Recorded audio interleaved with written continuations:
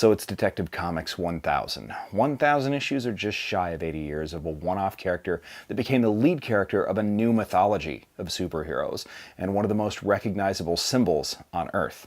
Hi, I'm suspicious and cowardly Dan Upton, and this week I'm celebrating a boy that swore to war on all criminals, the Batman.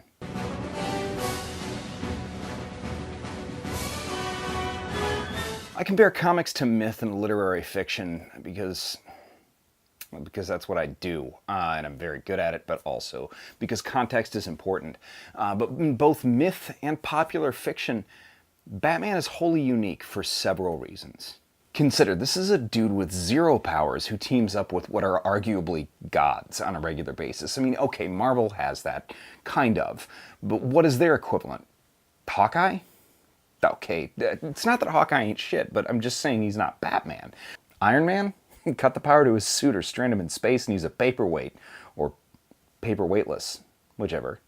But if you strip away the suits, the cars, the smoke bombs, batarangs, gadgets, money, and even the name Bruce Wayne, Batman is still Batman and cannot be anything other than Batman. As long as I'm setting the bar at myth, there's nobody that exists like this in myth even, right? They're all demigods or mortals who the gods found favor in, the lucky few. And that is Batman's appeal, right? Lucky few? Not really. It's that he's peak human potential through sheer will and a vow, a single inciting incident followed by an eternal laser beam precision focus on being the best and succeeding. The world's greatest detective. I mean, that's the thing that we all want to feel, right? That's the appeal of Batman, is that you could be Batman. If somebody kills your parents, right, you could swear vengeance. Think about this. He's so good at solving puzzles and martial arts that he's part of a god clubhouse in space. He built the clubhouse. A male power fantasy? Why, yes. Yes, he is. But as much as he is that, he's also a reflection of our collective aspirational selves as Superman is. But Superman appeals because Superman is a human being with absolutely no limitations and remains good. Batman is more intriguing because Batman is a human being with every human limit and has surpassed all of them and still remains good. Is Batman good? Is a wealthy man beating criminals into paste every night justice or insanity, as Mike Lawrence points out in a classic stand-up bit? When are your parents avenged already? Can a person with an agenda of eliminating crime entirely through violence without success be called a hero? The kinds of Batman stories that are starting to be told like this, that answer those questions, are stories that now kind of mirror our transforming culture.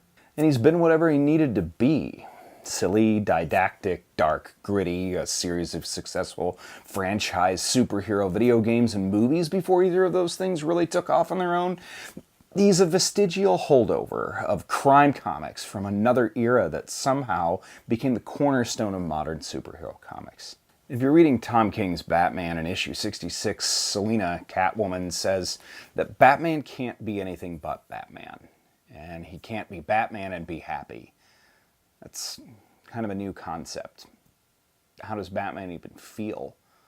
Have we cared this entire time?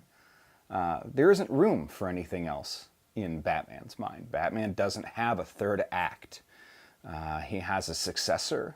He has clones of himself if he needs. He has a son, or his final option is failure. That's it. Mythic in that respect, that his labor is superhuman, perpetual, and yet entirely human. There might come a time when Batman is no longer relevant to our culture, and that time may be coming soon, who knows? But it's not now. The Dark Knight is the hero that we need, and the one we deserve. Thanks, everybody. I hope you managed to snag your copy of Detective Comics 1000. Part of the reason that I love DC being back at big cons like ReedPop C2E2 is that they have cool-ass giveaways like free Detective Comics 1000 posters. So thanks, DC, for the sweet poster, for 80 years of Batman, and for being the publisher that we need and the one we deserve. Here's to 80 more years. Thanks, everybody. We'll see you next week.